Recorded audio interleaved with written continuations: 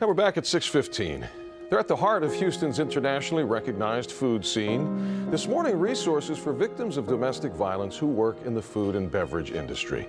Now, when it comes to domestic violence, they have their own unique challenges given their line of work.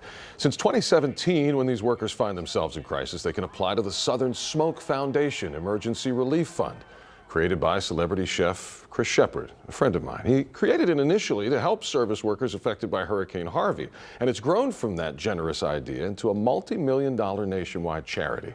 And even with that growth, Southern Smoke maintains its roots in Houston. I talked this week with the foundation's executive director, Catherine Lott, and asked her how often she finds food and beverage workers in crisis reaching out because of domestic violence.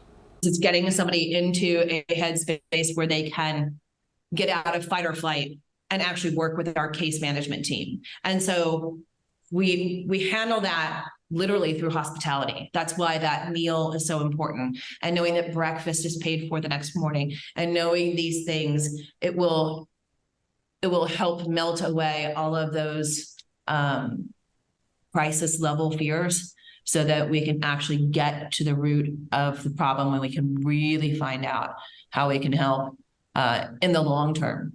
Mm-hmm.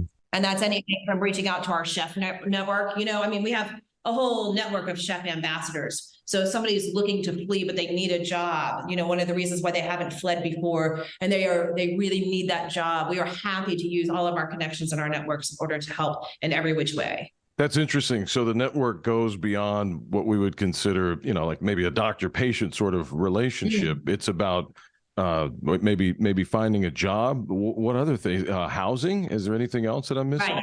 Right. So we are a huge part in all of that. So on the other side, once we build your case, then we know that it's not just a matter of you being able to afford the first month's rent. It's about, the deposit. It's about finding the right place and the safe place. It's about finding a town or a city or wherever that you can sustain a livelihood, that you feel that your children are safe. And so we have a heavy hand in all of those things. And the great thing is that we are nationwide. And so we are pretty connected anywhere in the whole country. It's really a complete response, and you can see the rest of our conversation this morning, 7 o'clock hour of KPRC 2 News Today on our live stream.